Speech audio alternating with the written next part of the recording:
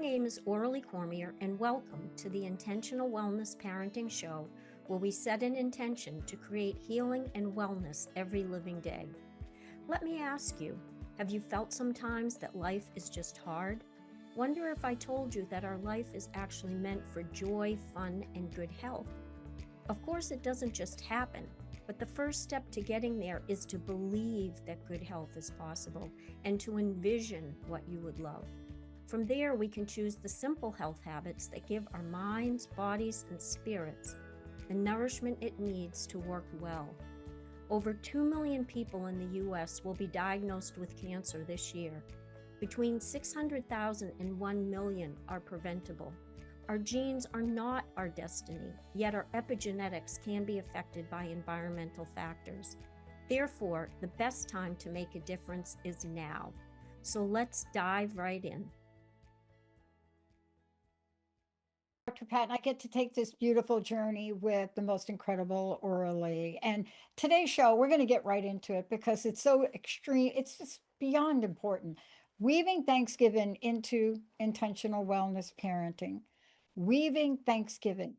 How do we help our kids to connect with their innate spiritual nature?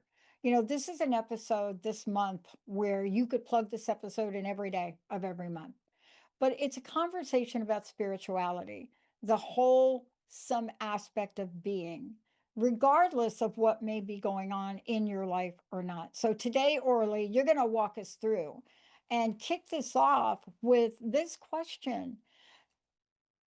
We need to have a framework. So by sharing examples of parents introducing spirituality into everyday lives for themselves and their kids, it has an impact.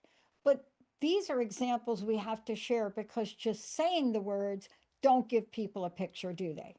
No. And I have to say, I love this topic. I'm so glad that it's the month of Thanksgiving because it's the perfect time to talk about this. But I'm glad you asked me about sharing an example because I remember when I first had my daughter, I was 41 years old. I was, when I first brought my daughter home, and realized, oh my God, this is what all my friends have been experiencing and my sisters and brothers all these years. And now I get to experience it. And it was so much fun.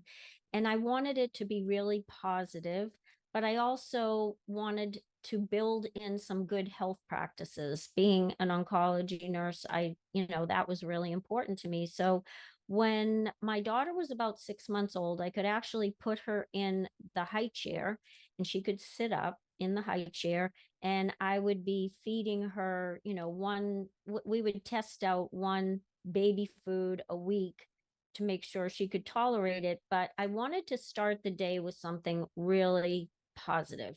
So what I would do is I would light a candle. Now today I wouldn't be lighting a candle. I'd probably have an electric candle because I realize, having a burning candle on the table, you never know what can happen. So but anyway, in those days I had a real candle, and then I would put on Yo-Yo Ma. I had a CD with Yo-Yo Ma playing the Bach concertos, and that to me was just, I mean, it is so spiritual and beautiful, and what talent, right? And so we would have that in the background. And then I also had these angel prayers on my refrigerator, and I'll show it because I still have about 12 of them today. I saved them. And so this is from July 1st from 1998. And I'll read you the angel prayer because this is what I would say to my daughter as we were starting breakfast. From the moment of birth, beyond the limits of life, angels watch over us. Now, obviously, my daughter was 6 months old at the time. Has no visual memory of this ever happening. But what I know for sure from my own experiences is that what we do with our kids when they're young actually gets emotionally imprinted into their cells.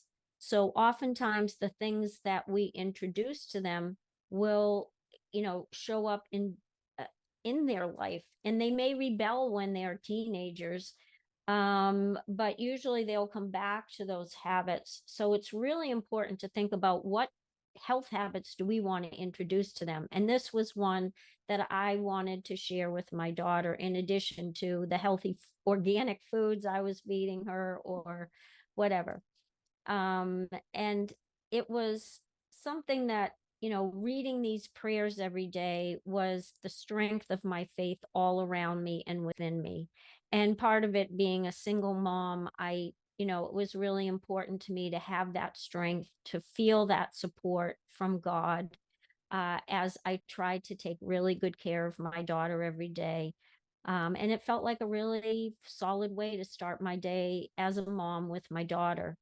And I will tell you that even to this day, my daughter is 27 now. She is a very kind and compassionate soul. She's very generous, and she is very accepting of many different types of people. And I am so proud of her, for that character that she has. But I feel like some of it comes from some of those health habits that, I would role model for my daughter, but she also experienced as a young child. And, why I think this is important, well, there's several different reasons why I think it's important. And that is, first, let me say, I've always been a very spiritual person. Mm. I haven't been a religious person, but I have been a very spiritual person. And having worked in acute care oncology, it really, I mean, I saw it on a daily basis, working with a lot of people who had very complicated cancers, and what they had to deal with and overcome is that our life is precious. Every day that we wake up, we are blessed, because some people don't wake up. So it's given me a great appreciation for our life.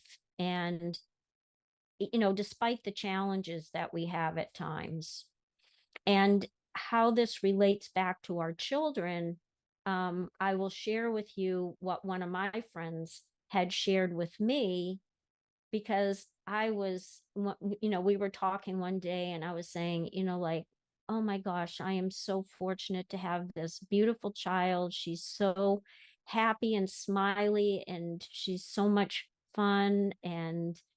Um, and she said, Aurelie, you know what? Your daughter picked you to be her parent, to be her mom. And I was like, really? And she goes, yes. There's a soul contract that, we have. Our children come into our lives because they come to this earth to learn certain things. And they pick us to be their parents because they know that we're going to be the ones to help them to learn what they want to learn. But that's a mutual soul contract. We have a sacred contract with our children too, is that we are here to help them, to guide them, to support them in their soul purpose, to nourish them and help them to grow into the souls they're meant to be. It's not that we are telling them what to do, we're guiding them and supporting them, role modeling for them, good health habits. If, we do have good health habits, or if we don't, that we have a responsibility to learn what those good health habits are so that we can role model that for our children. Yeah. But what we're talking about here is so important because the energy of gratitude is so powerful. Doesn't Yes. cost anything. No. Extremely powerful. And the more you practice it, the more natural it becomes. And I think that's what you're talking about here today. Yep. The idea that we picked our parents, so forth. I mean, we could spend an entire show on that. But there's Yeah. also additional reasons why you believe in the importance of helping kids connect with their Right. spiritual nature. Right. And, a friend of mine said the other day that their biggest concern was that we're not seeing that spiritual connection. We're seeing a lot of other things. And then I don't have enough time to talk about it, but it was interesting to have a conversation about what spiritual connection meant to that person. And that's what you're talking about today, right? Right. But you Right. had your own experience. with that. Right. And I don't want this to sound like, oh, yeah, this is, it's just all perfect and it's going to go along so smoothly. No, because there were many times in my life I'm like, "Oh, really? I picked my parents. I mean, I picked this family." And, but with time, I realized, you know what? The challenges that I had, the lessons that I learned were so important and they helped to form who I am within. And help me to grow my soul that I came here to grow. And I remember one time I went on a retreat at Kripalu with John and Mila Kabat-Zinn. And John Kabat-Zinn was the one that started mindfulness meditation in the United States. And we were on a weekend retreat with he and his wife. And he said at one point, being a parent is like being on an 18-year spiritual retreat. And it made me think there for a minute. And I'm like, oh, yeah, that sounds pretty accurate. So we can think of it that, not only are our children having these, we role model for them these spiritual experiences, but we are also on the spiritual retreat because there's things that we're learning that is growing our soul as well. So having these spiritual practices in the home, introducing spirituality into our children's lives is the perfect opportunity to build in these little rituals for them. And I think Thanksgiving is the perfect time for us to be doing that because it is called Thanksgiving, right? It's seen in many cultures around the world. And I know that for me, it is always a blessing. It's my favorite holiday, actually. But another reason why I think that spirituality, it's important for parents to help to connect their kids to, their own innate spirituality as kids is a key insight I had several years ago. And um, I, another one of my mentors, a woman named Mary Morrissey, who had some significant challenges when Oh she was yeah. in school. Yeah.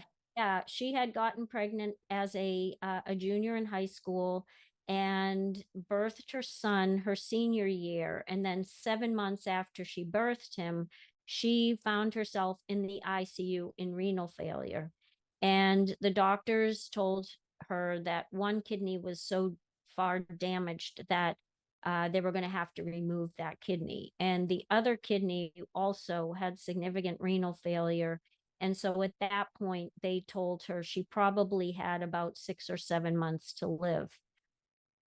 She had a chaplain who had come into her room the night before this kidney was supposed to be removed. And they talked, and, Mary listened to her and thought, well, all right, so whatever you have to say, I'm in so much pain. I can't really think about this right now. Mm.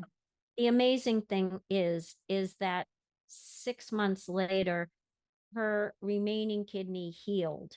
And the doctors were amazed. Her whole team of doctors that had worked with her, they gathered her parents and herself into the office and they told her that they had no idea how this remaining kidney had healed, but it did. And so in her chart, they were going to say that she was a medical anomaly.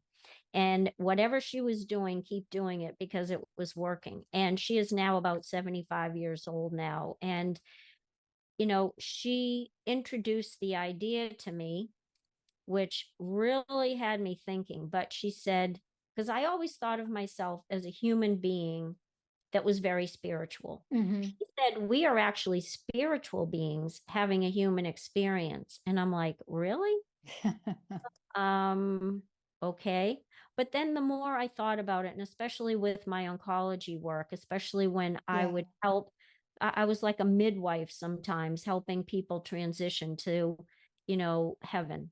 And I realized, yes, when we come into this life, we are spiritual beings that come into this human body.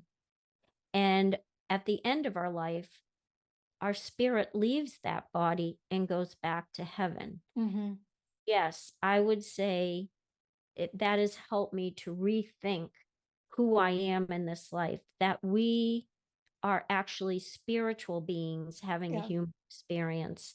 So And that was in an that was important. from Mary. So that was part of the experience with Mary Morrissey, and also, but your own accumulated experience up to that point. Right. So what I'm really struck by in you telling the story is there accumulation of different things in your life. So here's the question for you, really, because people really want to know, great, experience guidance. What Yep. are some of them that could help our children experience so that they can connect with their spiritual nature? Yeah, I think that's such an important question. Thank you so much for asking that, because there are things that we can introduce to our kids to help them to connect with that spirit within and their connection to God, whoever that God is.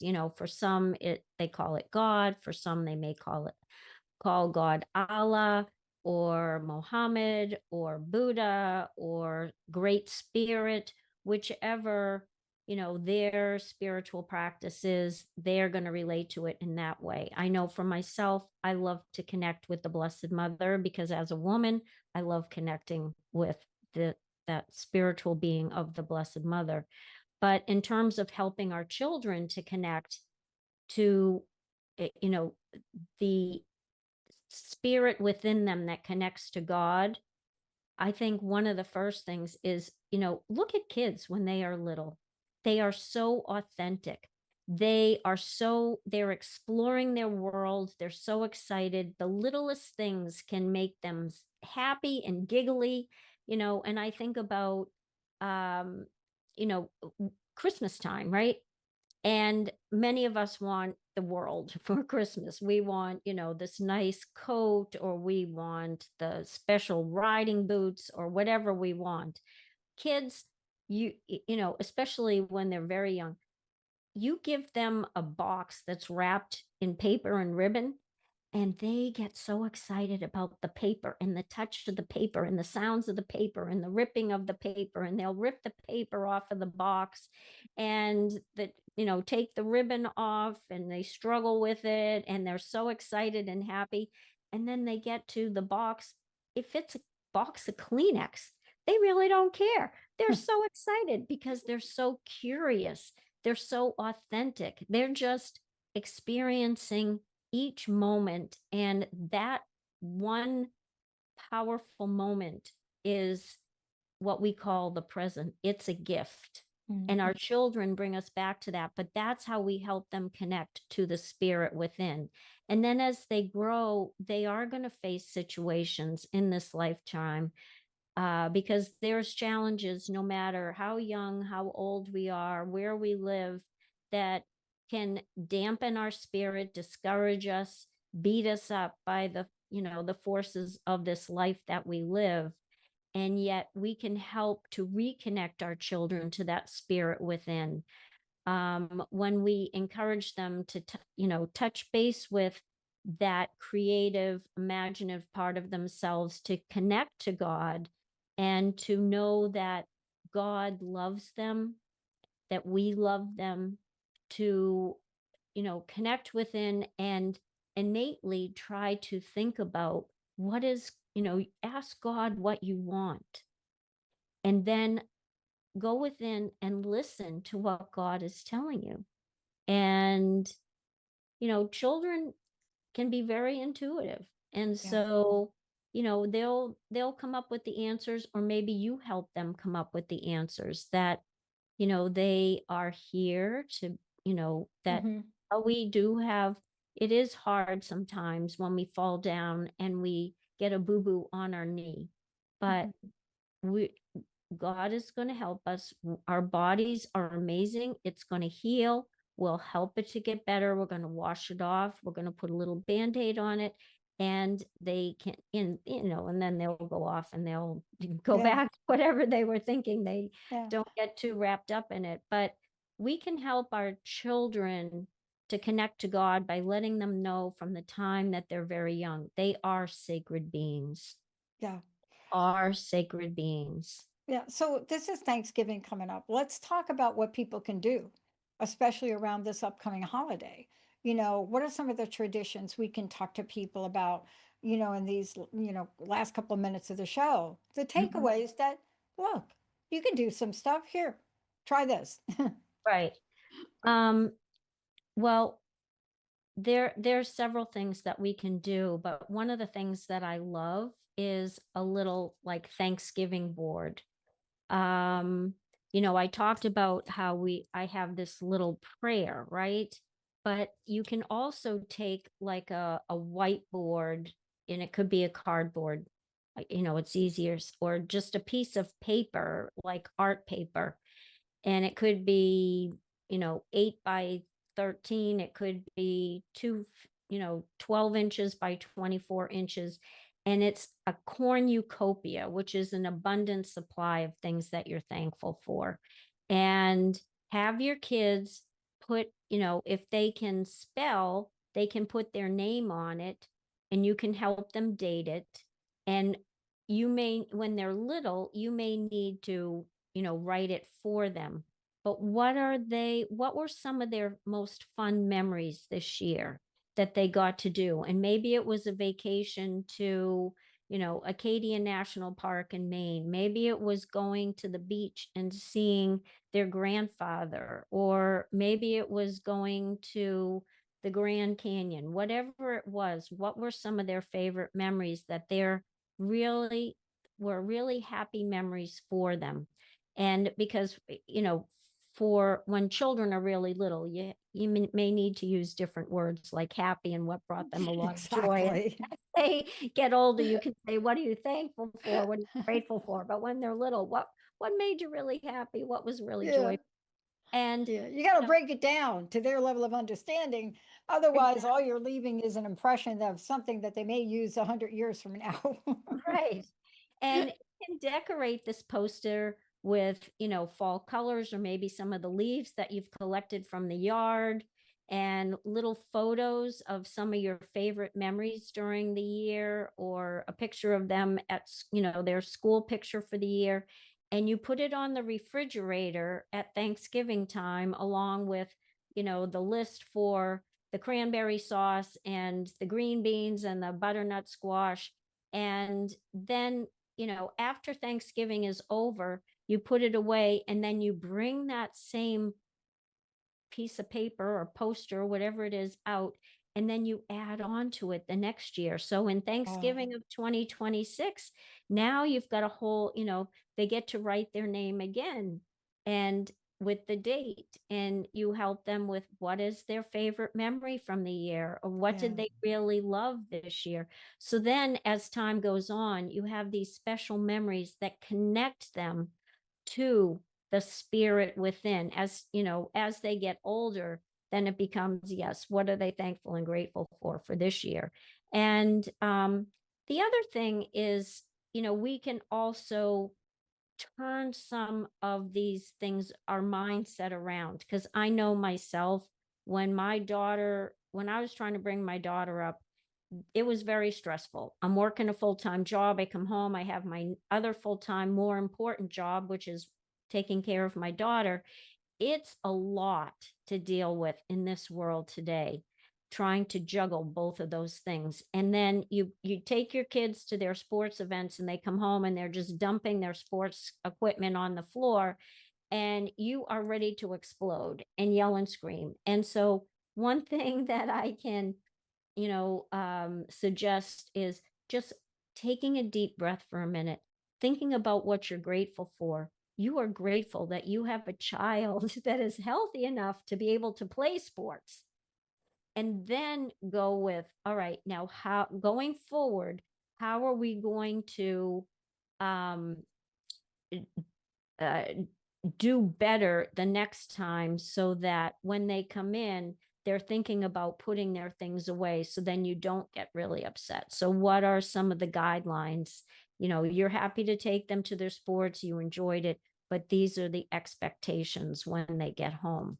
But starting with gratitude rather than the yelling and screaming and the complaints can be Yeah. really helpful. Yeah. And then beginning, like dinner, Thanksgiving dinner, with a prayer, or telling your kids what you're thankful for, what you're grateful for that they did. that day. And also being great, say something that you're grateful for about your spouse in front of your kids. So you're role modeling for them how you treat other Yeah. people. So Yeah. they Now, do that as well. but all of this, I want to make sure people know how to get a hold of you because you're doing workshops and everything else. And I know this time has gone so quickly. I want to make sure that you let people know right now, like you're running workshops, you're doing so many things. How do Right. they find out about those things and how do they register? Okay, so they can go to my website, aureliecormier.com. And at the top, you'll see Transformation Talk Network, Yeah. where all my podcasts are there. So any of my podcasts that I've Yeah. done, you can listen to them. I have a blog on the homepage, and then on the workshop page, I just got through last week doing one on creating a clean and toxin-free environment, and then legacy reset that I had done recently also for couples that are thinking about getting pregnant and want to, they have a Mm, dream about this baby that they want. Well, by having healthy practices, you give your baby a better mm. chance of being healthy as well. And so I will be starting that again in January, but Awesome. would love to be able to, have you join the community so I can give you support, and it will be in a Mm. supportive community. So Thank you you. website. Yes. Thank you, Aurelie. Thank you for everything. A lot in this episode, but it's all about love and it's all about Thanksgiving. Thank you for sharing this so that we can share it with Yes. all around us. Well, I appreciate you, Dr. Pat, And for you too. having Yes. this. No, it really is an amazing show, and you're doing this with so many different people. It's uh you know, you have so much to be proud of. I know because I picked my mama in the right way to teach me how to work through the loops of fire. We'll see you all next time. You've been listening to the Intentional Wellness Parenting Show with Aurelie Cormier and Dr. Pat, where we set an intention to create healing and wellness every living day. Tune into Transformation Talk Radio every third Tuesday of each month at 8:30 a.m. Pacific Time for more guidance and support. Beyond this, I offer workshops to focus on your good health while reducing risk of disease, especially cancer, so you can do more of what you love and spend less time being sick. What I know for sure is that this is especially beneficial for couples who are pregnant, have young children, or teens, as you will give yourself and kids the greatest chance of living a longer, healthier life. So please join us at the Intentional Wellness Parenting Show.